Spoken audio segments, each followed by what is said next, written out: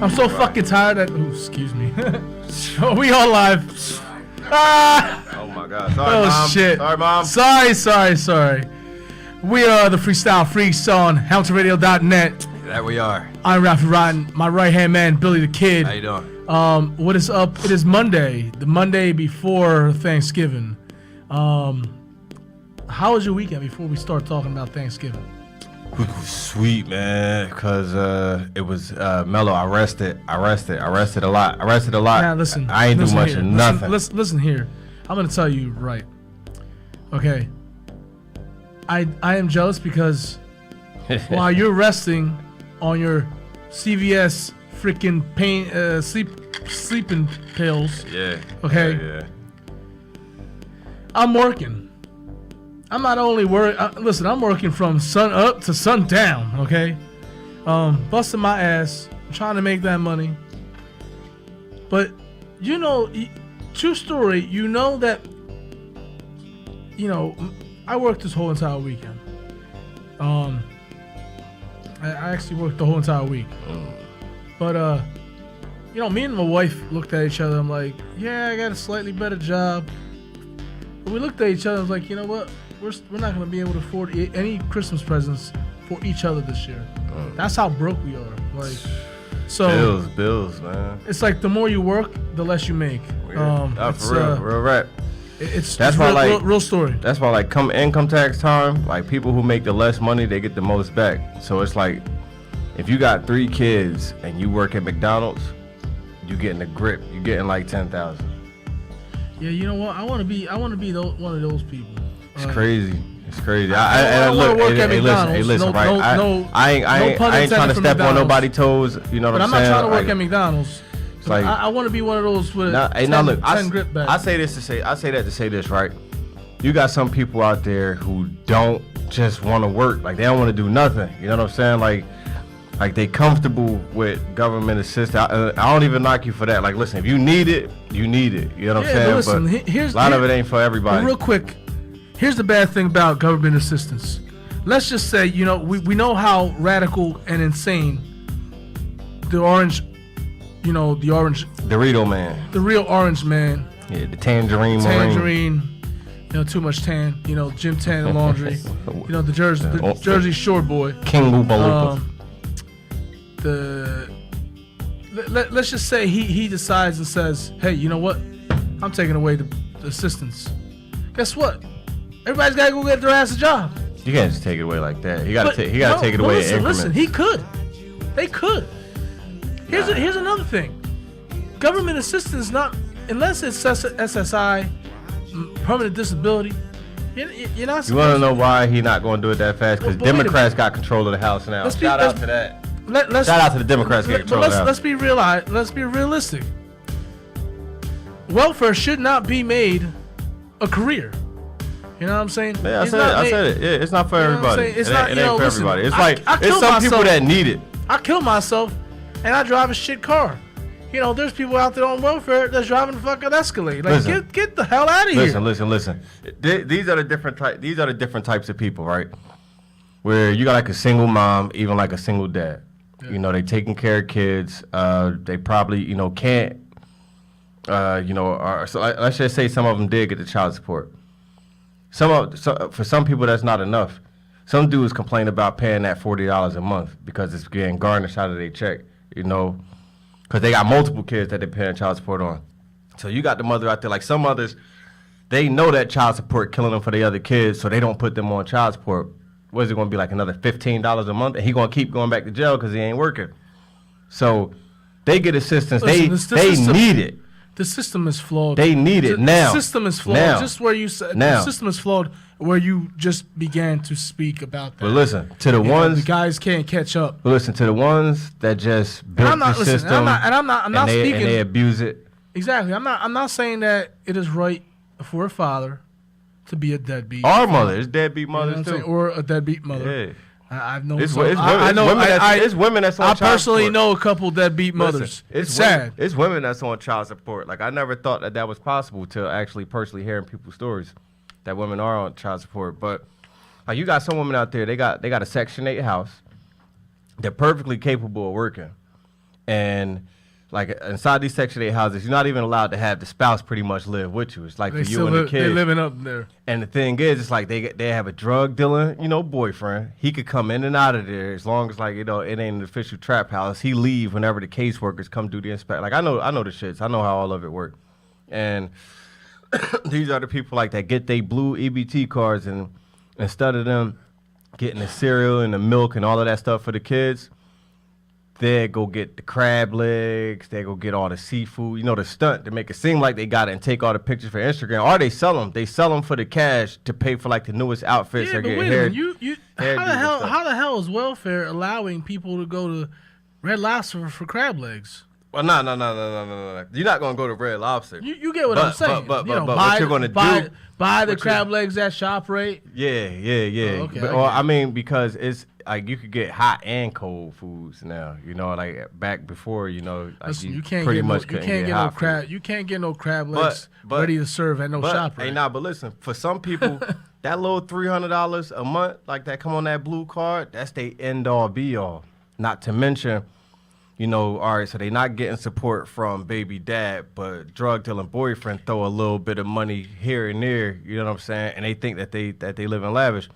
My problem with these people is, it's like, listen, and look, right, the downfall of them is that they hating on the next chick that stay right next door inside the same, like they got a Section 8 building. This girl stay next door. She working 2 dead-end jobs, but they hating on this girl. She basically has next to nothing. She can't keep her hair done. She can't wear the newest clothes and shoes, so they laugh at her. Like her hair always messed up. Like her kids always looking, whatever, like the case may be. But it turns out she's the better parent. Facts. Just because your little kid got on Jordans and he got like the newest old, like all you raising is a young dope boy in training. You know what I'm saying? He got the newest Jordans and he can't say his ABCs, but he know all the trap songs. He know Future, he know Lil Wayne, he know everything. The girl over here, the one that you say. Wait a minute, Lil Wayne is the exception. Nah, not when you three. Not when you three. Listen, the other, what I got my son listening to? Back that ass up. Hey, shout out Tanyelle. Tanyelle said these are the women that cuff men during cuffing season, right? Because now, this is what she on to. That little statement that she made, I'm going to say it again. These are the women that cuff men during cuffing season. Cuffing season meaning, when it's starting to get cold, whatever. Yeah. These are the ones that they happy when a drug dealer get arrested. Especially if he get arrested in the summertime. Oh, my gosh. Sundresses, they out there stunting. They doing it for the book. And come wintertime, they need somebody, to keep some form of, income coming in. But see, this is the thing, right? They hate on the girl that has next to nothing. They like, man, like, ain't nothing in your refrigerator. You can't even feed your kids. That's because all the money that she making going to her bills. It's going to child care. Both of y'all doing it on your own. Could she be a thought? Huh? Could she be a thought? The one that's struggling and working? No, the other one. Oh, yeah, of course she's a thought. Yeah. And I'm going to tell you why. I'm going to tell you why. Now, she hating on this girl here. She screaming at this girl, don't get a man. She can't get a man, this, that, and the third. She not looking for a man. She going to night school. She working 2 jobs. She paying child care for her kids. Barely got a babysitter. The oldest one got to watch the other ones. But thing is, now dig this. This where that broke girl is winning. Because come tax time, she getting them 10 stacks. Yeah. You know what I'm saying? And that's going to take her. That's going to take her to the next step. She ain't out there just blowing it or like all this old other stuff and spending it frivolously on all this old other stuff. That's nest egg stuff. She going to put up like $2,000 up. That's going to, and watch this. This is where it get crazy. She going to put $2,000 up. That's going to pay for child care for the next couple months. Another $2,000 of that, she going to drop down on a car. She going to drop down on the car, and that's how she going to get back and forth to them 2 jobs. Then she going to get herself up to par for rent. Because, dig, she paying, now mind you, they stay in the same area on the same street, but the girl that's working hard is paying more rent than this girl that's getting Section 8 and her little drug dealing boyfriend.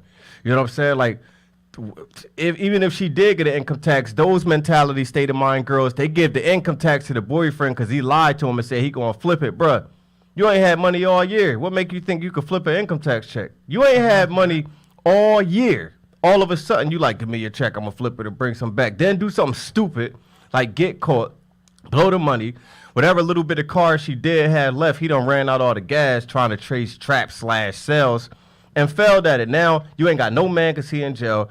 Your car is gone. But these the ones that kill me because they talk hella smack on Facebook. The boyfriends too. Like you see them, they be on Instagram, Facebook, they got wads of money, this, that, and the third. And dig this. My thing is, it's like, guess what? First off, I don't flash money because all of my stuff is plastic. Everything I got listen, first of all, I don't flash money because I have none. Listen, you got some dudes that be screaming they don't trust banks and they don't trust this, that, and the third. Guess what? Somebody will run in your house and take the money right out your shoebox. They'll take it right out your pocket. I don't trust banks either. I'm with the credit union. You know what I'm saying? But when I first start getting my life together, like when I first started learning about all of this stuff, when I walked into that credit union, they looked like they was ready to press that red buzzer on me to call every cop in. Yeah. But when I said I want to make a deposit, and I told them how much it was for, they're like, oh, right this way, sir. Come into my office.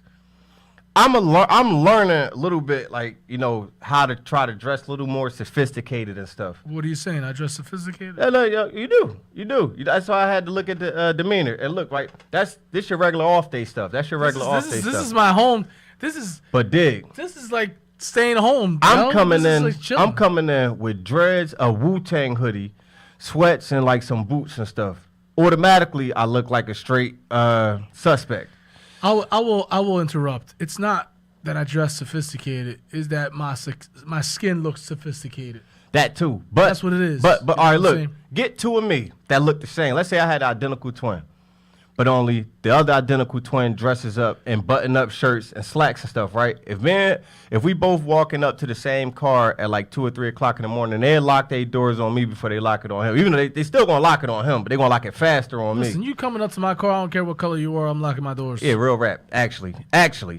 All right, look, let's just say me and him both walking the bank. I think. But look, this where it get tricky. I got a mind of a sophisticated, educated college professor. This where it get tricky. That lives in the hood. I got a twin brother. He dressed up in a button-up shirt and slacks, but we both walk in the same bank.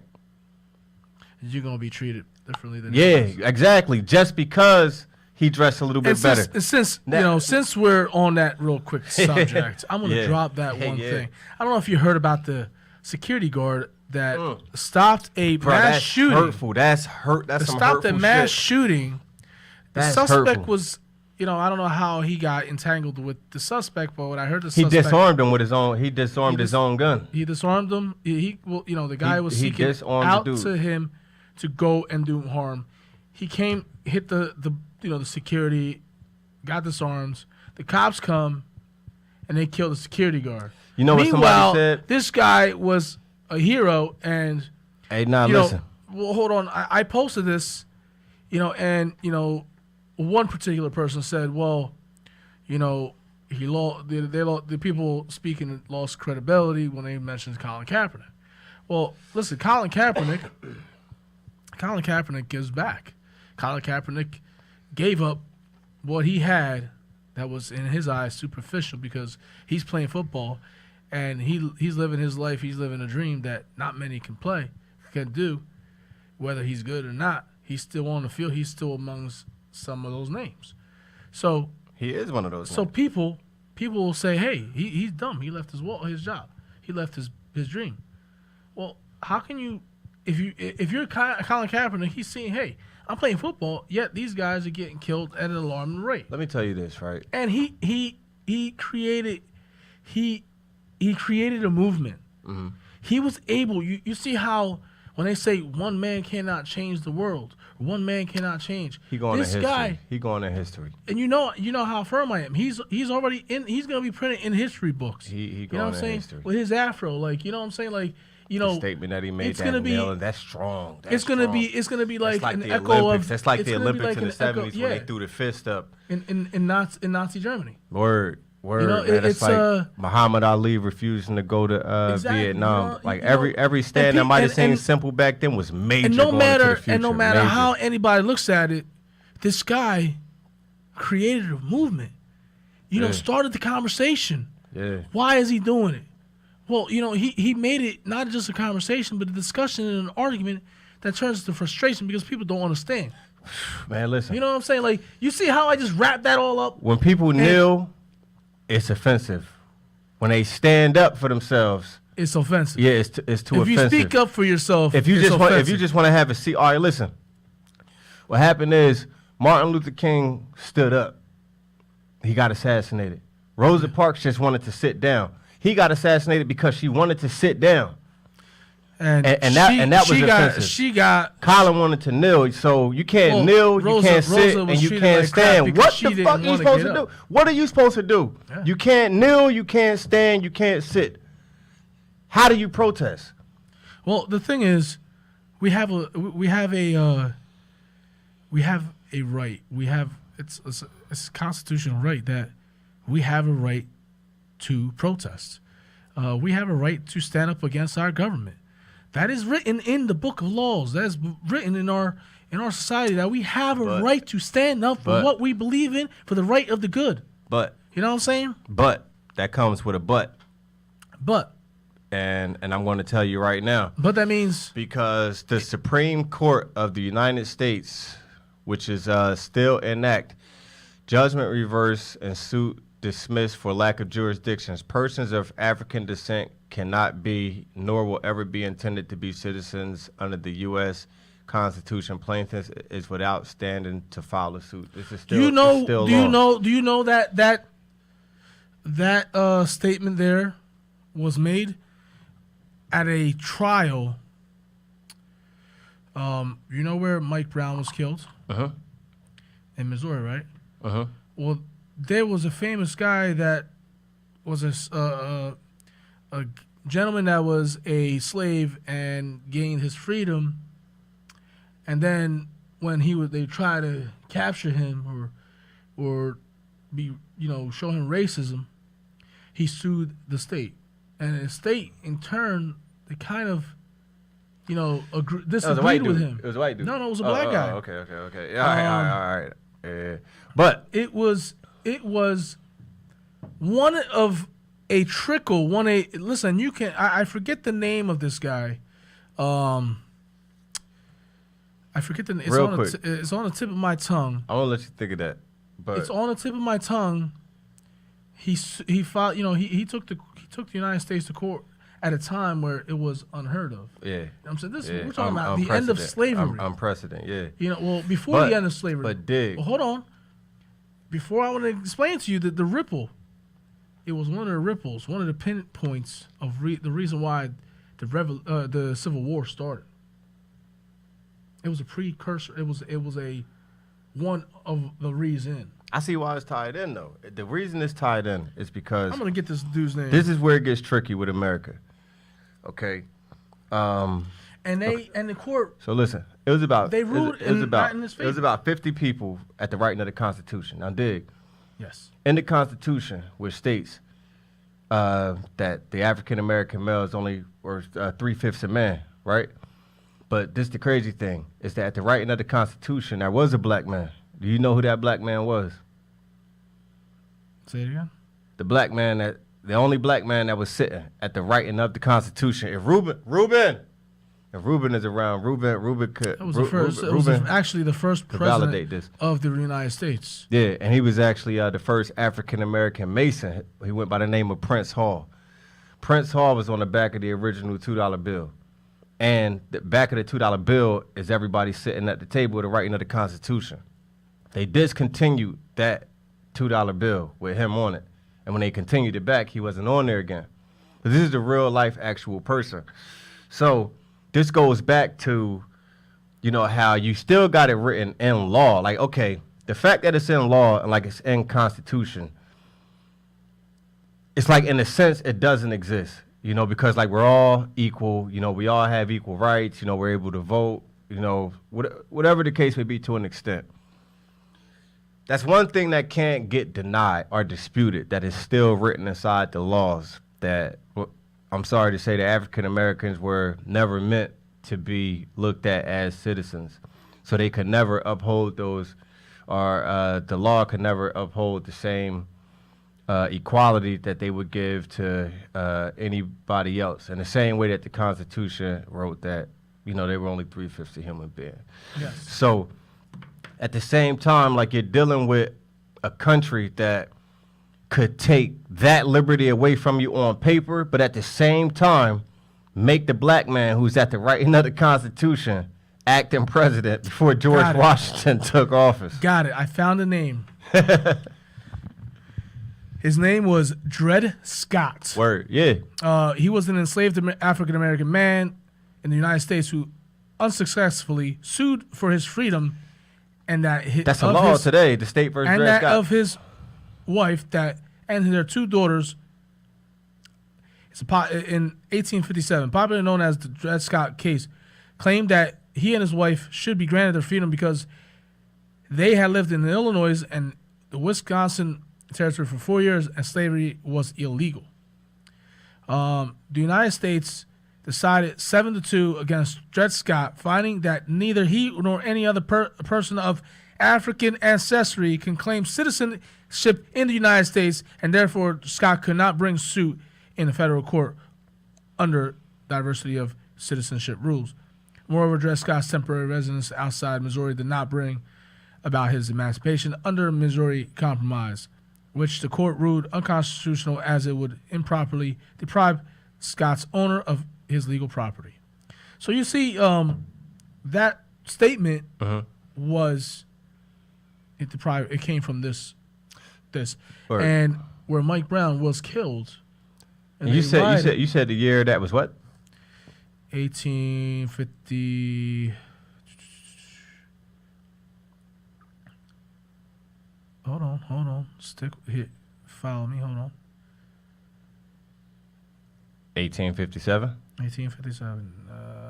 It was argued 1857. Yes. It was argued February 1856. Re-argued December 15th, 1856. Decided March 6th, 1857. So you see, Yeah. you brought up something, Mm-hmm. and I brought you to tail end of it. You know what I'm saying? Yeah. So you see, we're dropping historical facts. We're not bullshitting here. That's still in federal law today.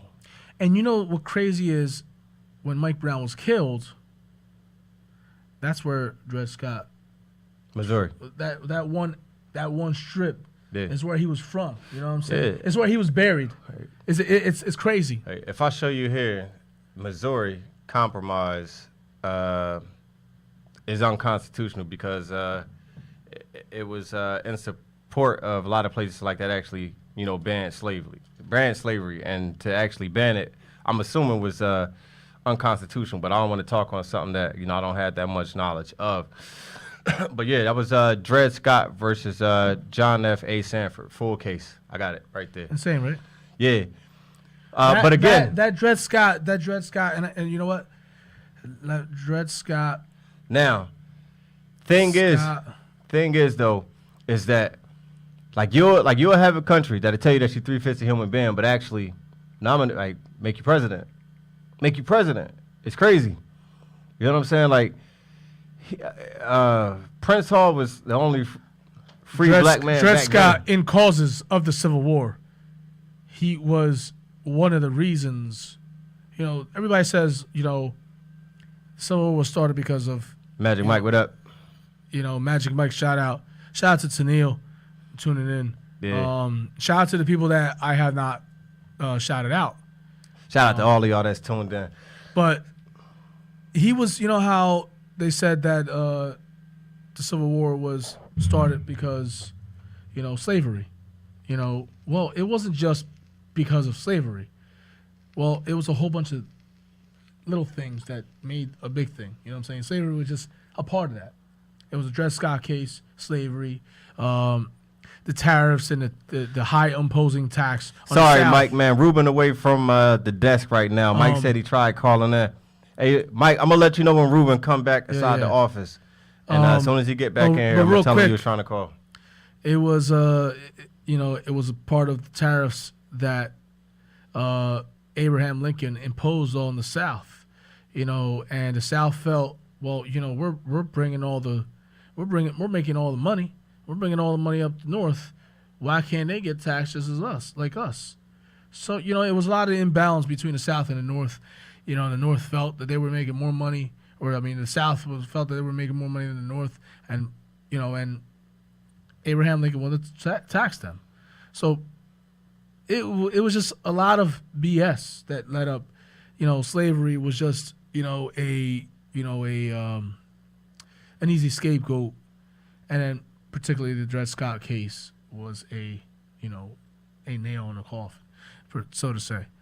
But it's crazy that we right along the same wave, man. And I mean, it's actually kind of scary, to think about, because when you think of like so many unarmed, minorities, getting, gunned down, with their hands up, with their backs turned, Well, the thing is, real quick, I just want to point out, and it's easy to say that, the man is not, racist. But if you don't know, I'm talking about the man as authority, as a authoritative figure. Mike's trying to call in, Ruben. I'm using it as a an idea. You know what I'm saying? Like yeah. That, like a broader. Listen, Until until you get treated wrongly by cops for anything other than, this is my statement, for anything other than being white, you don't know what it is to be treated wrongly. You know what I'm saying? You don't know. Listen, I'm pretty sure you've been racially profiled at one time in your life. I could break it down. And so I could break it down detail by detail. I was could thrown break into it all jail down because detail by detail. And I was thrown in jail because I was a minority. Over the color of my skin. And I ain't got no problem breaking it down. When I first got pulled over by Trenton police, I had a 2000 Oldsmobile Intrigue, and I was riding around by I was in between Martin Luther King Boulevard, like around Calhoun. I know the street. Matter of fact, Bellevue. I was actually on Bellevue, and I turned on Bellevue. And the probable cause for pulling me over was I didn't have a seatbelt, and I didn't use the turn signal. Which, ever since I was 18 years old, it's been automatic that my seatbelt was on. I knew for a fact. Yeah. Well, I mean. But it was a new car. It was a new car, and I had temp tags. Having my seatbelt on is it's like a comfort thing. So the person in my back seat had drugs. As he's running my plate, he came up to talk to me. He went back to his car. Now, as he's coming back to my car, he notices that the backseat passenger's trying to, put his drugs. He called him, so he asked him. It's like, whose drugs are these? The kid at the time, he said, they're mine, whatever. So initially, they handcuffed him. They had him on the ground. Yeah.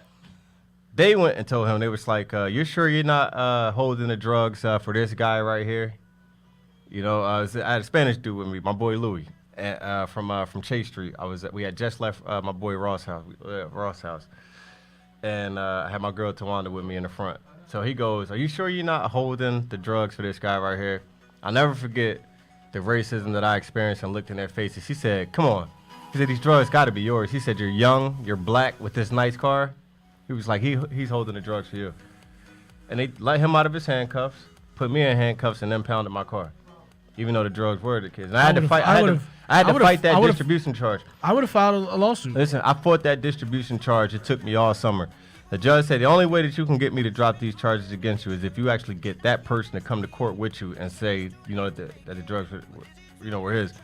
So I convinced them, I was like, once they pretty much bang the gavel on me, they can't reopen it and then, be like, all right, arrest him, whatever. I was like, all you're doing, you're just going, you're giving an account of what happened. So it took some convincing to do. But we went to court. He gave the account to what happened, and that's how I beat the distribution charge.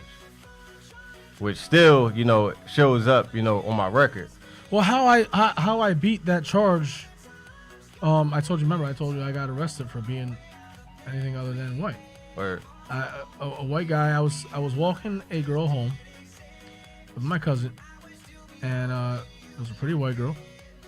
And I catch her on a corner, and this white guy comes out, this big fat white guy, and he said took our bike and just threw it on the ground, and he goes in the porch or goes in the house and calls the cops. So we stabbed him. So who are they gonna believe, the white guy or the Spanish kids? Especially when they get in the call with that threat. And just so of course, so shame on you, Hamilton, for taking. So man, shame on you. I don't know where to begin. But hold on, shame on you for singling me out,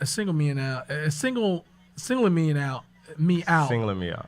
for being, for being not white and arresting me and believing the white guy. That kind of almost fucked my life up. But you know what? You didn't. I'm still It's here. a wake up call. It's a wake up call. It was a wake up call. And guess what? I don't look at all cops, the same as that. I still get racially profiled. You know what I'm saying? But now I'm like, you know what? Try it, motherfucker. I'm gonna file a lawsuit on your ass. I'm gonna call internal affairs, and I have. Listen. In this day and age, I'm not gonna. Listen, if I'm not committing no crime, and you treat me like shit just because you're behind that badge, guess what? I'm gonna put you in your spot and say, you know what? You're wrong. Yeah. And I'm gonna go to internal affairs. Because at the it's end of the day, just we crazy. pay their salary. It's crazy that you gotta deal with that. They should, and I'm not trying to talk shit about cops. I respect a lot of cops. I have a lot of friends that are cops. Hey, listen, You know what I'm half saying? and half. Yeah, like the same way I rock with y'all, it's some of y'all that ain't cool. Listen, I have a lot of friends that are cops. More friends that are cops than enemies that are cops. I don't have any enemies that are cops. There's some cops out there that I can't stand. And they probably became cops because they're pussies. Excuse my French, but just keeping it real. That's just real talk. But as a cop, man, you got a couple of jobs to do, and one of them is carrying a certain code of conduct. But they're supposed to serve and protect us, not serve them and protect us. You know what I'm saying? Or serve us and protect them. I don't know what type of training courses that they actually taking, but I'm quite sure the procedure is not shoot first and ask questions later. Because again, going back to that case where you said the guy and the bouncer were fighting, and the bouncer unarmed the guy, and he was a hero. When the cops came, they shot him. But one of the comments that I seen was that you guys were so busy looking at the color of his skin, you forgot to look at the color of his cape. That was deep. That was deep. Like, this man was the superhero. This man was actually saving a situation from the villain. And instead of y'all looking at the color of his cape, y'all looked at the color of his skin and killed him, shot him. That situation could have been worse. Or, you know what I'm saying? Or when you had the female officer that was drunk and walked into the wrong apartment and shot the black dude in his own apartment. Yeah. And it's pretty much still out right now. It's sad. Listen, it's sad. Listen, I know, and even if you ain't gonna look at us as equal citizens, man, look at us as humans, bro. We all bleed the same. We have compassion the same. And I don't want no cops out there that know me, know him, think that we're talking, and we're grown men. We're fathers. We're parents. You know what I'm saying? And we're just having a conversation. We're not going out, treating cops like shit. I respect y'all. At the same time, we understand that you get up every day. Man, and if that's the case, just give us more stories to talk positively about than we could talk negatively about, and then this conversation wouldn't be happening. Well, there is a lot of cops that do a lot for the community. But how much is on the news? How much is making press? It is not enough. There's nothing that we can talk about right now. We can't just say, well, officer such and such through a in the street football game for the youth or whatever the case may be. Listen, that goes unnoticed though. No, it doesn't. Doesn't go unnoticed because it does happen in Trenton. It does happen. There are some great cops out there. That's only noticed like block by block. It ain't like all of Trenton paid attention to that one section where this cop probably made a difference in a bunch of kids' lives. The community appreciates it. Listen. I'm gonna stop you right there. Growing up, I'm a product of Trenton. I'm from Trenton. There was a cop, may his soul rest in peace, that always kept me out of trouble. I was Boy Scout in his, Boy Scout group, and he was a Trenton cop, and he was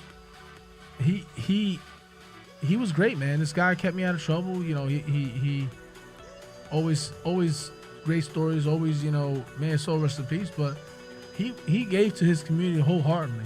He cared about his community. He seen the good in people. What I'm going to do is I'm going to look at him like a regular human being, like the same way that I am. I'm not going to put him up on no other pedestal. Like a lot of people do that to preachers and priests and all of that stuff too. These are regular people. He was a regular dude. Under the robe and like all of that stuff, they're regular people. That's how I'm talking to him. And the thing is, the reason why he was so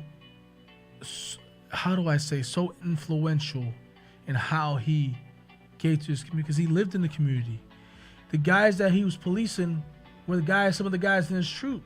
You know, some guys that he was policing were the guys that around the corner from his house. Hey, listen. You know It strike me kind of funny because I grew up with some Trenton police officers, right? And I mean, we grew up in the hood, bruh. You know what I'm saying? Out the section, all of that. Shout out my boy Jamar Booker, man. Me and Jamar Booker was neighbors for a long time on Garfield Avenue growing up, and we both went to Paul Rover, so we went to Junior too. Here we are years later. We rock stages together as comedians, man. Chris Munn, my man Joe McCarthy, you know, he just joined the force. Mr. Rookie, mind you, that's when my house was in that shootout and that bullet got lodged inside my window pane. I'm outside on the porch just looking, so as I'm about to go back in, I hear Billy. So I'm thinking I'm hearing stuff. Billy Thomas. I look and I see the top of a bald head coming down. I'm like, Mr. Joe Mack, what's going on, man? He was a rookie then. He's probably like a 3-year veteran now. He goes, mind you, he saw I wasn't talking to no other cops. There ain't no code of the streets, ain't no nothing. I really ain't got nothing to tell you. That's just how it was. But he came up, he like, it's me. Like, did you see anything? I'm gonna keep it real, bro. You know, the car skirted up. This is that and the third happened. He took off. You know, that's it. But I told him, I was like, get used to it. I'm like, this is not gonna be your first time in front of my house. Yeah, but I'm like, listen, in front of my house, get it at least like every 3 to 6 months. But you see what you just said? I had to give him the briefing. Did you see what you just said though? Or, you didn't want to talk to any cops. I don't know though. Except the guy you want to. Yeah, right. Yeah, I don't rock with y'all. Like, I don't know y'all. It goes back to the cops in the city. There should be cops that live in the city, not outside the city. Word. I'm not taking. You got a personal connection. I'm not taking anything away from the cops that do stuff that live outside the city, but I'm saying that they should promote more cops within the city because those cops are gonna talk. Dig this.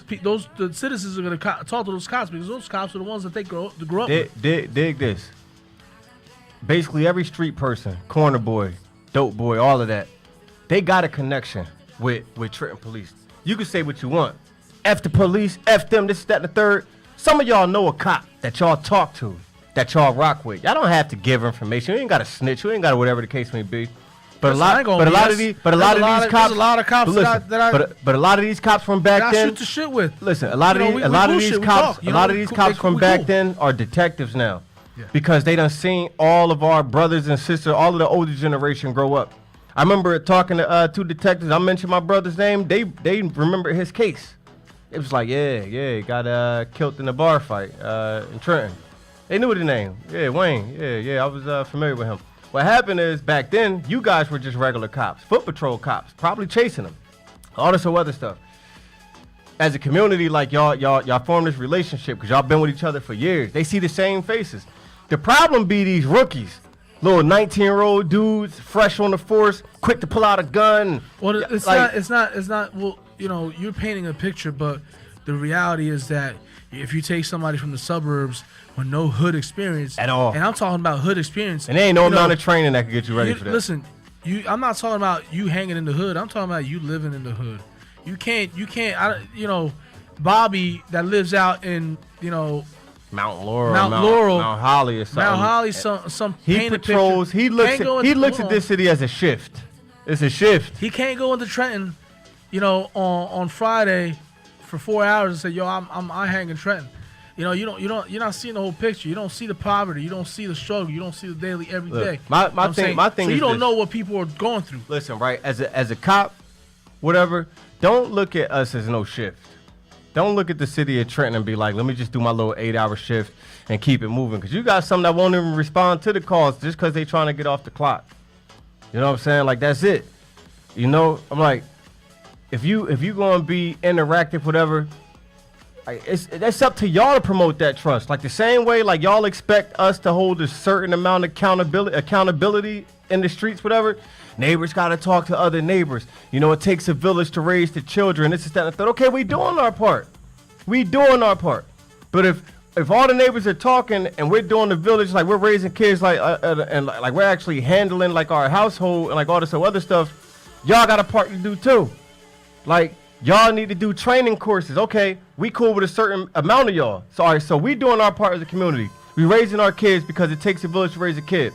Y'all need to be training the younger dudes that's coming inside these academies, this, that, and the third, because these the ones that pull up, throwing people up against the wall. What do you got inside your pockets? Why you all out there? And then y'all mess that trust all the way back up again. Hold on, I gotta pause you for a second. Just gotta hear this track. This shit's hot. Come on. We got the music in the background. I did catch that part. You know what I'm saying? I did catch that part. So, it's going to take effort, man. Is that something you just threw on? Can you get me the name of that track? I already know. Listen, I want the name, not the name of the track. I want to know the edit of the track. Means whose version is that? So, thank you, Ruben. You're the best. Listen, callers, if you want to call now, you can call. Mike, man, if you still on, man, go ahead and call up. So changing the subject, it is the Monday before Thanksgiving, Monday Thanksgiving Eve, I guess. How is it in your household? You know, Thanksgiving. You know what I'm saying, since we got deep for last, little something. Well, we're talking about we're gonna talk about. Listen, my family is from the South. All right, so you'll have like my mom's house is the congregation house where everybody congregates. Your mom's house is ground zero. Yeah, yeah. Man, listen. So, like my tribe, like my half, whatever. Like it's gonna be any indulgent in food. Ain't no pork on the fork, no swine on the mind. That's just us personally. And my mom, on the other hand, will have her own little personal stash of, look, like these my chitlins, these my hog maws. I'm sorry, I can't. No can do. Over here, man. But I congregated my mom's, man, and I kick it with the family, like whatever extended family stop through, I'm looking forward to this because I'm gonna have off this. The funny thing is watching the uncles run out to the car. The uncles and aunts, they run out to the car and they go, "How do I smell? How do I look? Are my eyes? Are they red?" Or like you ever get the one parent that spelled the wrong thing? Like they supposed to be trying to hold the secret, but they spelled the wrong thing. We should go to the CAR and hit the dope. What? Then you meant let's go to the car and hit the DOP. I don't know people like that. So. Woo! Oh, you missing out, man. Well, I know alcohol plays a factor. It got to be wine, got to be beer, vodka. If we're talking about alcohol. Right, yeah, exactly. But that's gonna be me. Every other household got some stoners. Like, hey, it's almost legal. Stoners is almost legal. I'm not holding back shit. Stoners everywhere. I'm talking about alcohol. Yeah, F alcohol. Me, if I'm be like, hey, I brought some alcohol. Do I smell like alcohol? I'm not an alcoholic. I just like to drink. Nah. The funny thing, man, is I like to drink. It's like when you watch all of the cousins and they come in, they all loud, like, yo, yeah, that was crazy. Let's run out to the car right quick. And they go to the car and they all come back and just everybody's all quiet. And then they got the munchies. Everybody's just sitting back eating. And then they're going to watch what's on TV because you're high. That's when I kick in. I just start messing with people. I'm like, hey. Flop the pillows over there. Yo, go clean the rug. You're the only dude that's like a straight. There's a reason. Bro. Understandably, but man, listen. They don't look at it that way. Like, yo, he's an enemy. He's not like what? No. You know what I'm saying? No. I'm a joker. I will mess around. No, I'm saying that. No, listen. Oh, he doesn't know what we're going through right now. No. So if you joke with somebody in that state, my family is this thing. They're gonna be like, oh no, my family is this thing. He ain't doing this with us. My family mess around and do this. Okay, we all came together and we all saved up and we bought a karaoke machine. We want you to just go up there and just tell jokes. Just go up there and just tell. They would. That'd be nice. Like, that'd yo, be nice listen. to get that on video. Like, yo, listen. The stories themselves, like around that time, especially any family that is Billy's family, do that. Buy a karaoke machine and have him just tell jokes. This the reason that's what he really wants. This the reason why it ain't gonna work. The reason why it ain't gonna work because when it comes down to stuff like that, I'm the least funniest in my house. I'm the least funniest. My sister, hilarious. My dad, hilarious. Give my mom a couple of drinks, hilarious. My nieces, hilarious. I'm the tip of the, believe it or not, I'm just the tip of the iceberg.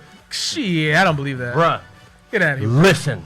So we got footage. So back to, we're not talking about your jokesters stroking right now. We're talking about Thanksgiving. What are the things that you're grateful for?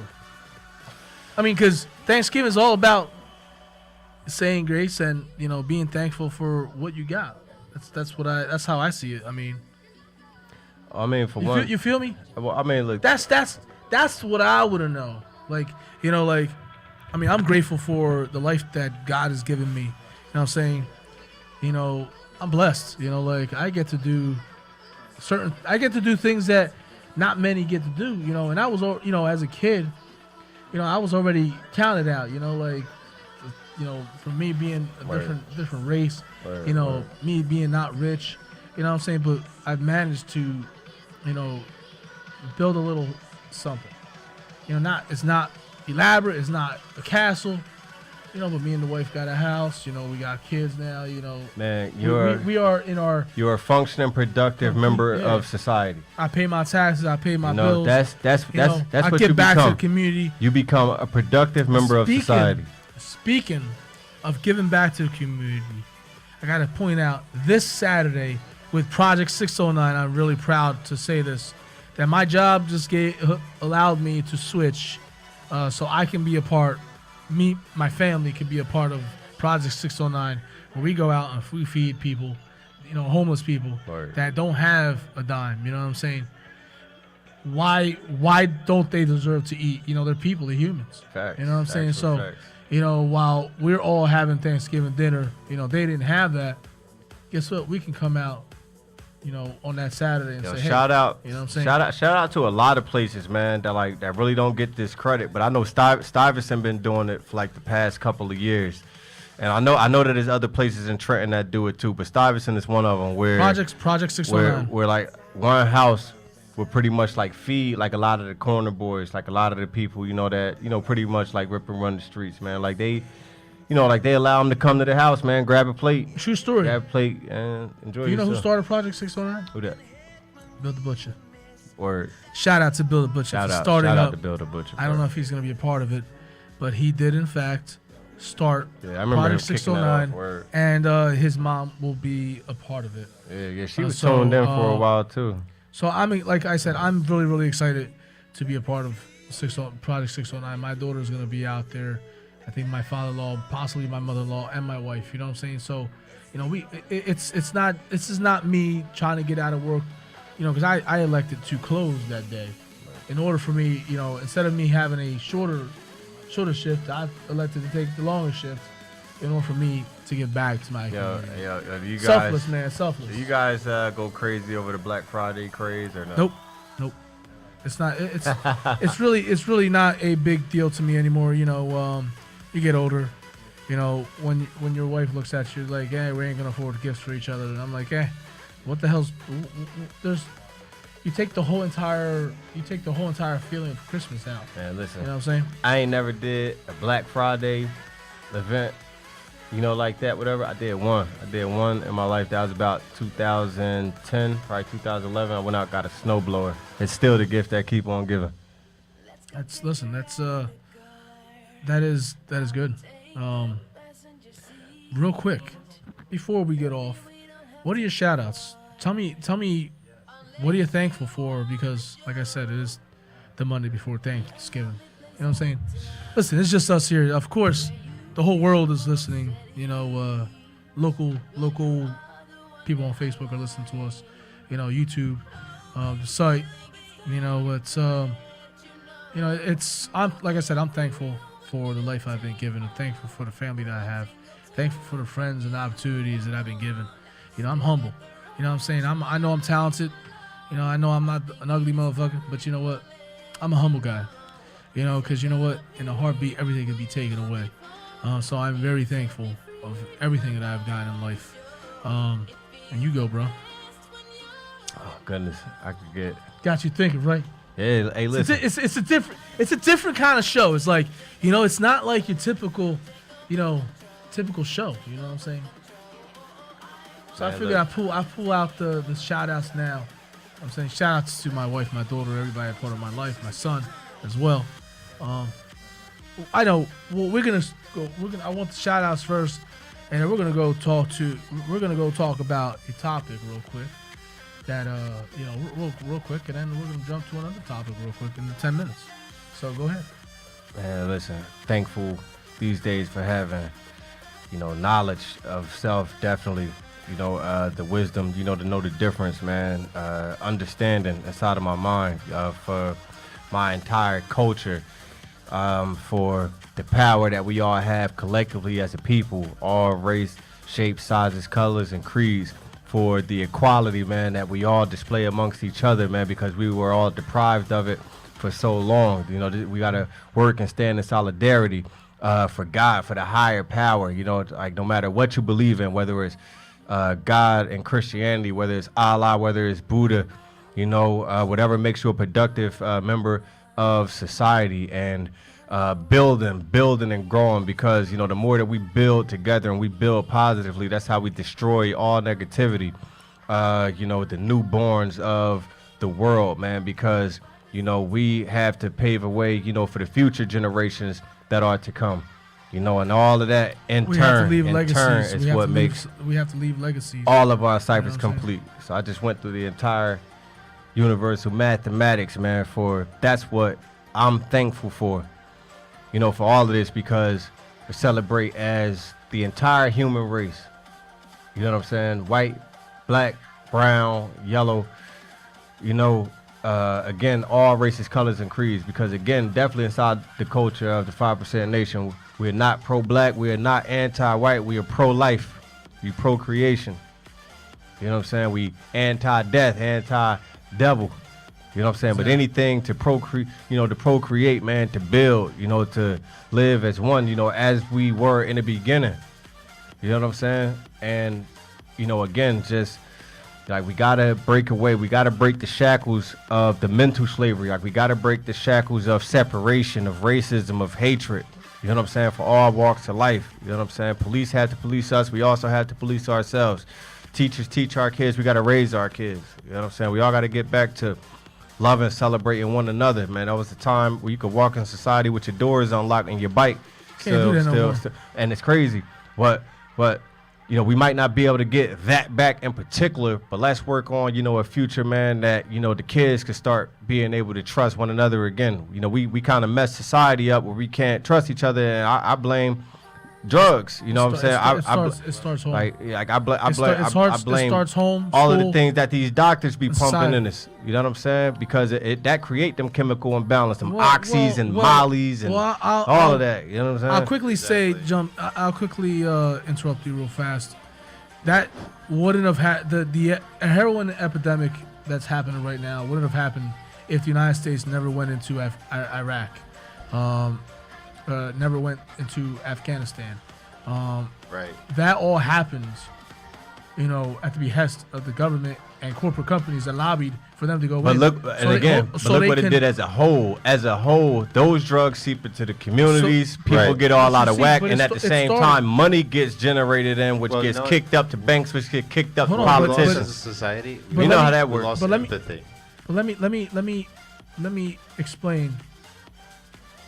The corporate companies lobbied for the country to get into these countries, different countries, and take up their resources as considered spoils of war. Taliban and Afghanistan was against us, so they felt, well, America has the right to take this. So, while the rights, they thought they were okay to pillage, there you go, corporate companies, pharmaceutical companies saying, hey, I'll pay this for that, or I'll pay for this for this. And guess what? They created the epidemic. So I just want to quickly, talk about that since you also real quick. I want to, pinpoint, yes, the honeymoon is over. The Eagles suck. They have injury upon injury upon injury. There's definitely no repeating this year until next year. And my new pick this year in basketball is the Sixers. The Sixers are built to take the East like that. They have a good team. Another thing, Shout I don't know if you took a peep at my Facebook yesterday. I was actually hanging with the most interesting man in the world. Real shit. Mr. Dosecki himself. No. He's not him. I saw that, but I didn't know who it was. It's the guy, the most, stay thirsty, my friends. I didn't hang with him. I took a picture with him. He was at my job. Very, it's cool that I have a job that brings, people, those kind of people there, that's in the industry, that are like celebrities, to where I can meet them. You know what I'm saying? It's kind of cool. You know what I'm saying? Word. And then he could meet Ned DeWino too. Ned DeWino. I have no idea who the hell you. I remember Busta Rhymes called Game Ned DeWino. DeWino. on a and also I wanted video, on the rap before we wanted to point out that I don't know if you guys heard that Ivanka Trump just been found out that she had sent illegal emails from her personal email to two of other important political figures in this country out of the country. So just exactly what Hillary did, Ivanka's doing. So I guess we should investigate her and lock her up. And actually, she just spent over $170,000 for a one-night hotel room in Toronto. Yeah. Well, she can listen. Yeah, it was $170,000 room, one night. She can afford it. She can afford it. I ain't Google that. I ain't not. She could afford that off of who expense. They work for the people now. Well, she still has a company. Yeah, but she has the money to go. No. We have the money to do that. That's pretty much ours. Well, just because she works for us doesn't mean she doesn't have money. You know what I'm saying? If she didn't come in blind without the money, you know what I'm saying? She already came in well off. So it's not. She's on her dime. Okay, but you gonna spend $170,000 for a room? Like, what people did you help or? Yeah, I know, right? Or anything. But I can agree with Ralph on that one. She probably paid the money herself for the room. But if she wanted to stay there, she stayed there. But there is a cost to the country too, because you have to have security guards. You have to have the Secret Service there. You can't just go in there like the average person.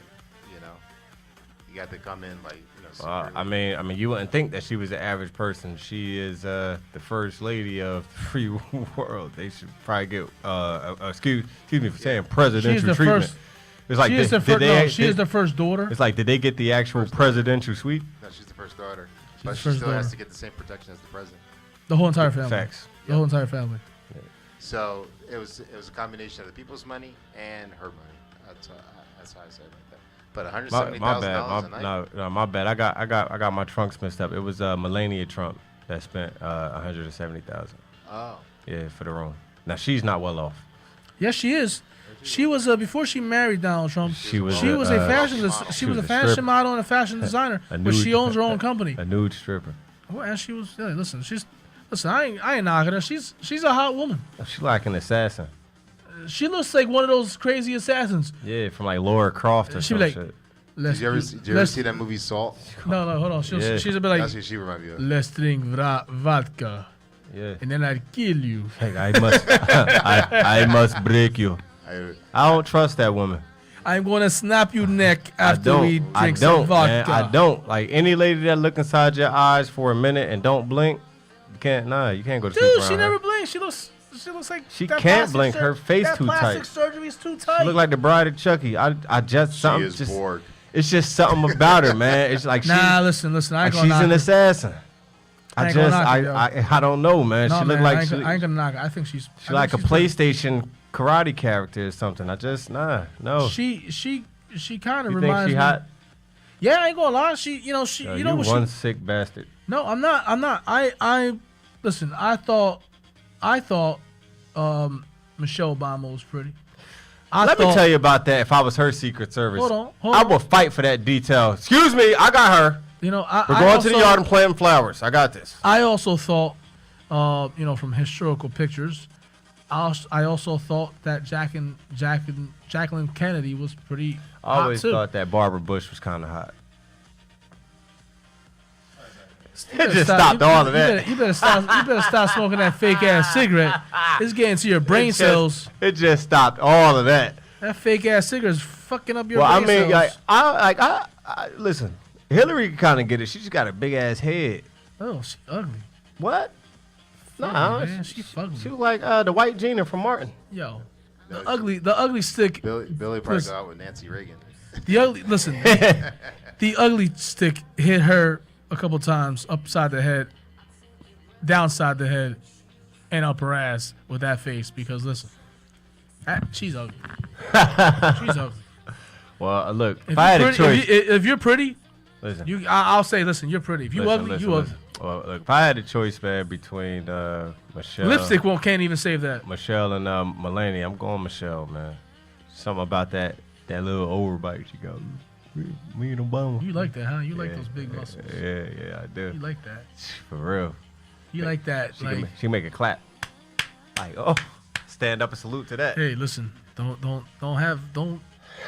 get this whole station shut down. Don't get this shit shut down. You know, Barack will come on here and talk. Like, damn, yo, he really do got the juice still. Obama will kick your ass. Yo, he got the coolest walk ever, though, man. He got that. He's probably one of the coolest presidents we've ever had. Yo, he got that Denzel walk, man, from like American Gangster or something. He's the kind of type of dude that, you know. I give him that. Let's say we're all at the bar. You're not drinking. You're not drinking. You're drinking whatever you're drinking. I don't know. You're probably drinking a wine. Like Kahlua. I'm drinking a couple shots and a beer, and he comes up with a cigarette and says, "Yo, can I sit with you guys and have a shot? Let's take a shot." Yeah. I'm saying, whoever wants to do a shot, let's do a shot. You know, believe it or not, Clinton was the same way. Well, Clinton was hood. He'd go to the car, hit the joint with you. Clinton was hood. Clinton was oh my hood. gosh! Here, let me show you my saxophone. Yo, Clinton was a hood. He was OG. You know what I'm saying? That was the blackest president we ever had. Yeah. he was blacker than Obama. Yo, that was the blackest president we ever had. I remember I saw him definitely Hall blacker show. than Obama. I remember watching him on Arsenio on Arsenio Hall. He came out with the shades and the saxophone. I remember, yo, when he first got in there, he started jogging. He started jogging around the hood, and they had to tell him, like, yo, the president don't jog. Get your ass back in the house, boy. What the hell wrong with you? Jogging over to McDonald's. Yo, man, you don't remember? You don't remember when he started jogging? Because he would and he had... It looked like Forrest Gump when he was running, and all of the people was behind him, and they had to let him know, like, yo, like you can't do that no more. Yeah, he did anyway, and continued to do it. Yeah, his routine was he would jog like 7, 8 in the morning, go back home, I think have breakfast, do what he had to do, and then they made a couple times a week to McDonald's. I think he liked the Big Mac. I wonder if his security detail would have to sit in there when he's taking a shit. They do. They have to. Oh, hell no. Hey, nah, listen. If I'm the president, get the hell out of this bathroom. No. But what they do, the crazy thing about it is, which I had read up on this. We got to hurry up. Quick shout-outs. They got special toilets. Like, when they toilets flush, it detects whether it ain't, like, no poison, whatever, like, in the feces and stuff like that. Like, it's high tech. Get out of here with that shit. Real rap. Shout-outs. Shout-outs so we can get out of here and go home. I'm tired. Man, look. I'm working. I'm on 4 hours of sleep last night. Listen, I'm 4 hours of sleep last night, 4 hours of sleep the night before, 4 hours of sleep right now. I've been Billy's your personal drug dealer. He's like, all right, Billy, come on, it's time for your shout-out. I have been working 12 hours straight. I have another 12 hour tomorrow. So let's do these shout-outs. You know you want to take some. Oh, hell no. Sleep. I can't deal with those things. So shout-outs to my wife, my daughter, my son, everybody that's part of my life.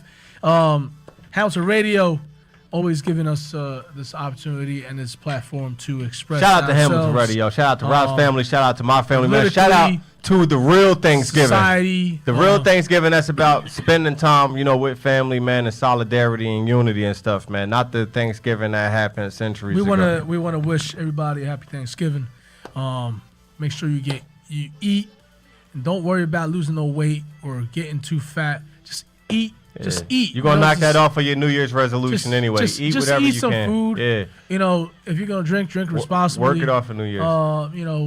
I can't drink. I didn't drink responsibly. And just hug and kiss everybody. Smoke or sniff responsibly either. Just be just be grateful and happy and thankful for this warm holiday. And like I said, love you all. It's warm holiday. It just snowed the other day. What are you talking about? I'm talking about fuzzy. It's cuddle. It's a cuddle. It's a sweater and jacket. I'm tired. I just worked 12 hours. Don't hug me. I forgot to mention this. if everyone, believe it or not, one of our Hamilton Radio hosts is actually in the Macy's Thanksgiving Parade. Nice. She's 16, Alyssa Lego. And she's in the Macy's Thanksgiving Parade. That's major. That's major. Macy's Stars. Yeah, Nice. Better wear a great. turtleneck. It's gonna be cold. I'm gonna tell you that one now. Don't try to be all cute. It, but I was like, listen. cold. Don't So try I to told her be. to be Don't watching. try to be all cute. Okay. Bundle up. You're around big buildings. For some reason, the air around big buildings are much colder And real quick before than we just go, regular air. real quick, if you're interested in participating in Project 609, inbox me as soon as possible if you can donate something, if you have food that you want to cook and you want to make and you want to get it to us fast, so we can pass it out. Let us know. Let me know so I can connect the dots and get you to the right person, so we can all help people together. So listen. Can you iterate what the Project 609 is? Because can you iterate what it's about? It's Project 609 is a small little organization. We try to get together every year, and we make a massive. We make an assembly line, make some massive food plates, and we try to take at least maybe 50 to 60, maybe to 70 plates, and we just go out and we go to the soup kitchens, or we go to the shelters, and we go on the streets and we just hand people food. And these people are the most grateful people ever. They're not expecting it, and they're looking at you like, God bless you. And it feels good. You know what I'm saying? It feels good. It sets an example. We took out my daughter last year for the first time, and it was just an overwhelming feeling of appreciation that I had, that I was able to give back to my community, somehow, some way, So, listen, like I said, if you wanna help out, let me know. Inbox me, text me, and you can join up. It will be in Trenton, so be ready to be walking, and listen, you can make a difference. So there you go, ladies and gentlemen. So you can see there's a lot coming from Hamilton Radio. You got Ralph, Billy, doing the Project 609, and we're always doing events for addiction, homeless, and just getting it out there. It's more than just